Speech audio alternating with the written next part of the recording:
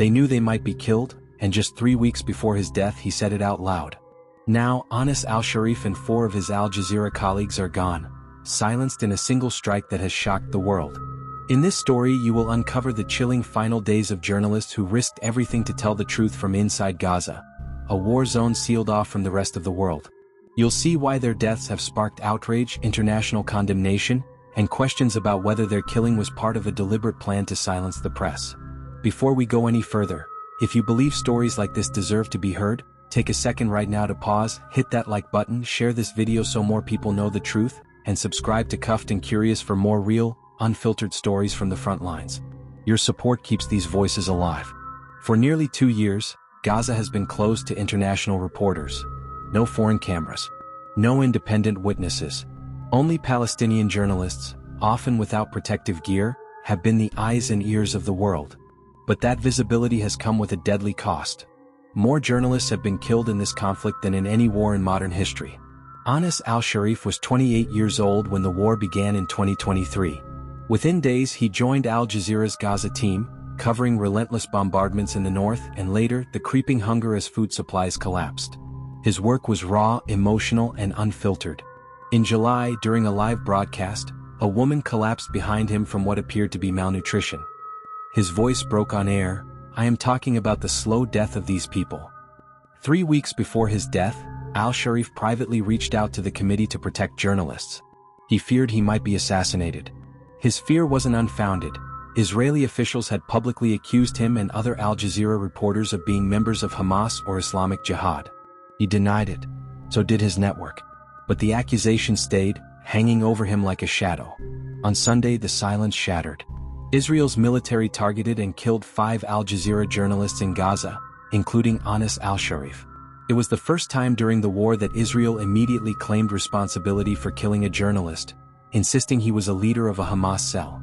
No evidence was presented. Al Jazeera called it a targeted assassination. Moments before the blast, al-Sharif had reported on a nearby bombardment. Among his belongings was a social media post he had written to be shared in case he died, a farewell to his wife, his son, and his daughter. "I never hesitated for a single day to convey the truth as it is, without distortion or falsification." Al Jazeera has paid an enormous price for its presence in Gaza. Last summer, correspondent Ismail Al-Ghul and cameraman Rami Al-Rifai were killed. In March, freelancer Hossam Shabat died in another Israeli airstrike. Like al-Sharif, Shabat had been accused of militant ties. The network rejects every claim. The Committee to Protect Journalists reports that at least 186 media workers have died since the war began, most of them Palestinians. Brown University's Watson Institute calls it the worst conflict for reporters in history. The Foreign Press Association accuses Israel of turning journalists into targets through unverified militant labels. Even the UN Special Rapporteur has said this is part of a strategy to suppress the truth and erase documentation of possible war crimes. The day after, hundreds gathered at Gaza City's Shifa hospital to mourn. Journalists, friends, and grieving families filled the courtyard. Ahad Farwana of the Palestinian Journalists Syndicate accused the Israeli military of systematically targeting reporters and called on the international community to act. For many, the death of Anas al-Sharif was not just the loss of a colleague, it was the silencing of one of the last voices documenting Gaza's agony for the outside world. The war is not over. The airstrikes have not stopped.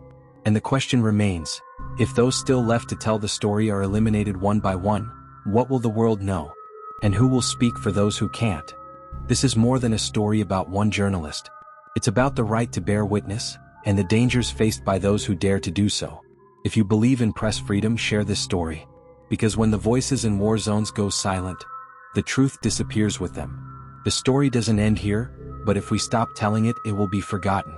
Before you go to the next video, take a moment, hit like so this truth reaches further, share it so others can see what's at stake, and subscribe to Cuffed and Curious.